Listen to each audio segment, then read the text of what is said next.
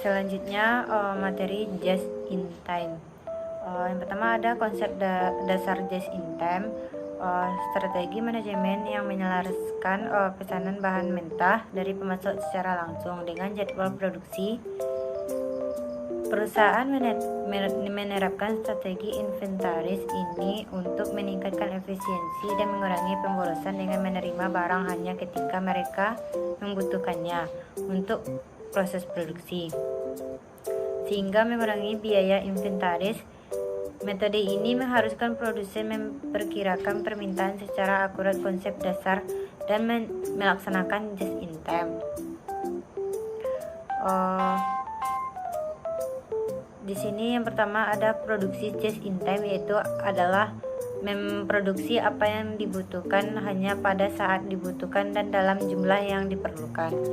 Lalu yang kedua yaitu autonomasi merupakan suatu unit pengendalian cacat secara otomatis yang tidak memungkinkan unit cacat mengalir ke proses berikutnya. Lalu yang ketiga ada tenaga kerja yang fleksibel, maksudnya adalah mengubah-ubah jumlah pekerjaan sesuai dengan fluktuasi permintaan. Lalu yang keempat berpikir kreatif, menampung saran-saran karyawan. Selanjutnya yaitu konsep back-fast costing. Pendekatan akuntansi yang mengkadekan arus biaya produksi dengan tujuan untuk mengurangi sejumlah kejadian yang diukur dan dicatat dalam sistem akuntansi. Dalam pendekatan tradisional seperti job order costing dan proses costing, ada penelusuran rinci atas biaya ke barang dalam proses, sedangkan pada back-fast tidak dibutuhkan karena jika waktu prosesnya sangat singkat. Selanjutnya hubungan GIT dengan back-fast costing. Hubungannya yaitu dalam konsep back-fast costing bisa diterapkan konsep just in time, yang mana konsep ini sasarannya adalah untuk meminimalkan persediaan dalam melakukan proses produksi, seperti meminimalkan bahan baku barang dalam proses produksi dan barang jadi, bahkan jika memungkinkan persediaannya zero inventory. Sesuai dengan konsep back-fast costing, yaitu mengumpulkan biaya produksi dengan proses produksinya yang sangat cepat dan memendekkan arus biaya produksi. Analogi dasar dari akuntansi keuangan.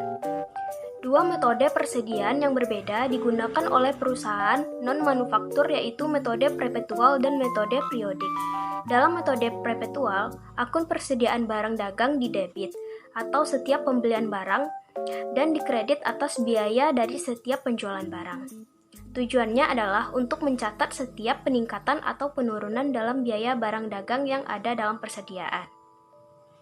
Akuntansi terinci dalam jumlah yang sangat signifikan dilakukan dalam metode ini, dan hal ini bisa dianalogikan dengan penelusuran terinci atas barang dalam proses yang diperlukan oleh perhitungan biaya berdasarkan pesanan dan perhitungan biaya berdasarkan proses untuk perusahaan manufaktur. Akan tetapi, metode persediaan periodik membiarkan saldo awal dari akun persediaan barang dagang tidak berubah selama periode akuntansi. Penyesuaian di akhir periode dibuat agar saldo akhirnya sama dengan hasil perhitungan fisik. Harga pokok penjualan yang merupakan total aliran keluar dari barang dagangan untuk periode akuntansi tersebut dihitung dan dicatat hanya di akhir periode. Hal ini dilakukan dengan menambahkan saldo awal biaya persediaan barang dagang ke total pembelian dan mengurangi dengan biaya persediaan barang akhir. Ayat jurnal digunakan menyesuaikan akun persediaan barang dagang ke saldo akhir yang benar dan mencatat harga pokok penjualan untuk periode tersebut. Seperti tidak dilakukannya akuntansi yang terinci atas persediaan barang dagang pada metode periodik. Demikian pula tidak ada penelusuran terinci atas persediaan WIP yang dilakukan oleh produsen yang menggunakan perhitungan biaya back-fast. Keduanya bergantung pada perhitungan di akhir periode dan menyesuaikan atas akun persediaan. Kita masuk ke perbedaan sistem just in time dengan sistem tradisional. Yang pertama dapat kita lihat dari segi sistemnya. Kalau just in time itu sistemnya tarikan, sedangkan sistem tradisional itu sistemnya dorongan. Maksudnya di sini yaitu sistem tarikan adalah sistem penentuan aktivitas-aktivitas berdasar atas permintaan konsumen, baik konsumen internal maupun konsumen eksternal. Sebagai contoh nih, dalam perusahaan pemanufakturan, permintaan konsumen melalui aktivitas penjualan menentukan aktivitas produksi, dan aktivitas produksi menentukan aktivitas pembelian. Sedangkan sistem dorongan adalah penentuan aktivitas-aktivitas berdasar dorongan aktivitas-aktivitas sebelumnya. Pembelian bahan melalui aktivitas pembelian mendorong aktivitas produksi, dan aktivitas produksi mendorong aktivitas penjualan. Perbedaan yang kedua dapat kita lihat dari segi persediaannya. Kalau just in time itu persediaannya tidak signifikan, sedangkan kalau sistem tradisional itu persediaannya signifikan. Karena apa? Karena just in time menggunakan sistem tarikan, maka dapat mengurangi persediaan menjadi tidak signifikan atau sangat sedikit, dan bahkan mencita-citakan nol. Sebaliknya, dalam sistem tradisional, karena menggunakan sistem dorongan, maka persediaan jumlah signifikannya sebagai akibat jumlah bahan yang dibeli melebihi kebutuhan produksi. Jumlah produk yang diproduksi melebihi permintaan konsumen dan perlu adanya persediaan penyangga. Persediaan penyangga ini diperlukan jika permintaan konsumen melebihi jumlah produksi dan jumlah bahan yang digunakan untuk produksi melebihi jumlah bahan yang dibeli. Yang ketiga, perbedaannya dapat kita lihat dari segi basis pemasoknya. Kalau just in time itu basis pemasoknya sedikit dibandingkan dengan sistem tradisional yang basis pemasoknya banyak. Just in time hanya menggunakan pemasok dalam jumlah sedikit untuk mengurangi atau mengeliminasi aktivitas-aktivitas tidak bernilai tambah, memperoleh bahan yang bermutu tinggi dan berharga murah. Sedangkan sistem tradisional menggunakan banyak pemasok untuk memperoleh harga yang murah dan mutu yang baik. Tapi akibatnya banyak aktivitas-aktivitas tidak bernilai tambah, dan untuk memperoleh harga yang lebih murah harus dibeli bahan dalam jumlah yang banyak atau mungkin dengan mutu yang rendah. Perbedaan selanjutnya dapat kita lihat dari kontraknya. Kalau just in time kontraknya jangka panjang, sedangkan sistem tradisional kontraknya bersifat jangka pendek. Maksudnya di sini yaitu just in time menerapkan kontrak jangka panjang dengan beberapa pemasoknya. Guna ini yaitu untuk membangun hubungan baik yang saling menguntungkan sehingga dapat dipilih pemasok yang memasok bahan berharga murah, bermutu tinggi, berkinerja, pengiriman tepat waktu dan tepat jumlah, serta dapat mengurangi frekuensi pemesanan. Sedangkan tradisional menerapkan kontrak-kontrak jangka pendek dengan banyak pemasok, sehingga untuk memperoleh harga murah harus dibeli dalam jumlah yang banyak atau mungkin mutunya rendah. Perbedaan selanjutnya dapat kita lihat dari strukturnya. Kalau just in time itu strukturnya seluler, sedangkan sistem tradisional itu strukturnya departemen. Maksudnya di sini yaitu struktur seluler dalam just in time adalah pengelompokan mesin-mesin dalam satu keluarga, biasanya ke dalam struktur selingkaran atau huruf U, sehingga satu set tertentu dapat digunakan untuk melakukan pengolahan satu jenis atau satu keluarga produk tertentu secara berurutan. Setiap sel pemanufakturan pada dasarnya merupakan pabrik mini atau pabrik di dalam pabrik. Penggunaan struktur seluler ini dapat mengeliminasi aktivitas, waktu, dan biaya yang tidak bernilai tambah.